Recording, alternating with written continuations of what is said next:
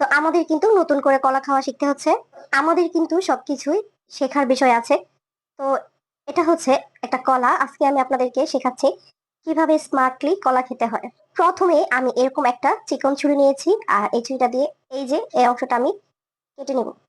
এরপর খুবই যত্ন নিয়ে একদম সমান করে ছুরি দিয়ে এইভাবে কেটে নিতে হবে। এই কাজটা কিন্তু অবশ্যই সাবধানে করতে হবে। ভাইরে ভাই, সবকিছুই কিন্তু একটা শেখার বিষয় আছে। তো ছুরি দিয়ে আমি এভাবে প্রত্যেকটা ভাগে সমান করে কেটে নিব। এখানে কিন্তু ভুল করা যাবে না একদমই, তাহলে কিন্তু আপনার স্মার্ট ভাবে কলা খাওয়াটা আর হলো না। তো ছুরি দিয়ে কিন্তু আমার কলাটা কেটে নেওয়া হয়ে গিয়েছে। এবার আমি খুবই সাবধান ভাবে খোসাটা ছাড়িয়ে নিচ্ছি। এবার যেটা লাগবে আমাদের সেটা হচ্ছে একটা কাঁটা চামচ। আর এই কাঁটা চামচটা দিয়েই আপনি স্মার্ট ভাবে কলাটা খেতে পারবেন। তো এই তো।